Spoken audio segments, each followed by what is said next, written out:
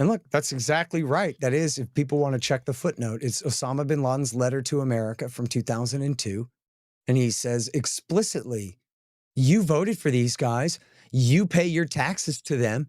And especially Americans, you talk a big game about your self-government democracy here and how we, the people over there, are responsible for what your government does. Well, we're holding you responsible for it then. And you're all responsible. And that's completely crazy, right? Like, that's no more logical than like some kind of Marxist Leninist stuff or some kind of Nazi stuff about collective responsibility on the part of people who didn't do anything. So now every individual American who somehow was unable to stop Bill Clinton from being the president are now all responsible for his crimes.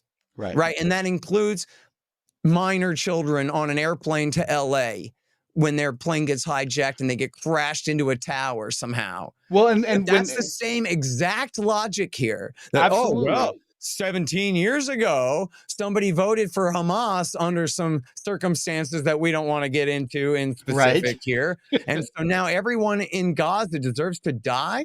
Really? That's completely insane. And you know, and the other excuse that I hear so often, especially from the Republican side of things right now, is like, well, the Hamas is using, their people as human shields. And, I think about that and I think, wait a sec, that just seems like, as you mentioned before, it's not like they're going anywhere. Like, there's no reason. That's why you negotiate. That's why you don't go in there and just shoot the. I don't understand the logic. Paraphrase them and think about, oh no, they use them as human shields. Okay, fine. Finish the sentence, dude. Oh, you only got to the comma. What's the rest of the sentence?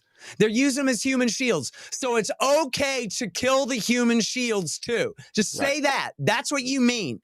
As long as they use a human shield, if it's a little child or if it's an old lady, you can kill them too. Go ahead and say that. Remember, because Jesus is going to quote you on Judgment Day, and that's your opinion.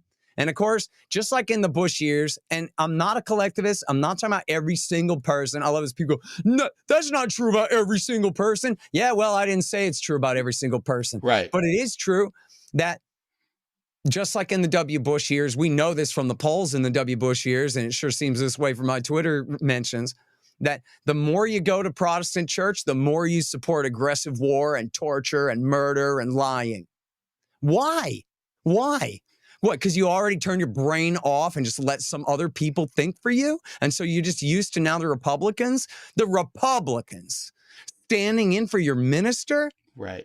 Telling you got to believe, you have to support torture now because that's what George W. Bush wants. It ain't like he's Ronald Reagan's son. He's just George Bush's son. And you're going to let him make a pro-torturer out of you?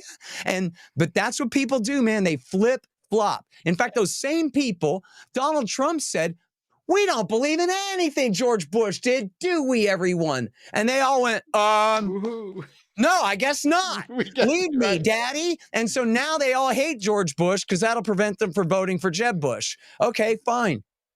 But then Hamas does something terrible, and all of a sudden they turn right back into George W. Bush's men again. And they don't remember anything about all this America first and non-interventionism, staying out of the old world's problems, and especially the Middle East. Man, and this is why I wanted to have you on. One of the reasons is because I think this is an important conversation.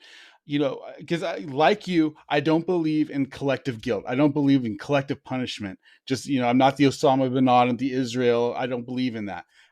However, I think it's just an opportunity for each person to look into their own damn heart and see, like, what the hell do you feel about freedom? What does that mean? What do you think about a truth? How important is history? How important is it for you to understand like the other side and negotiate and turn the other cheek and all these things that as people, who live by a Christian ideal, hopefully, like, are supposed to believe. And it really pisses me off that we don't take the time to look into our own souls and go, wait a sec, how's my tax money contributing to this stuff?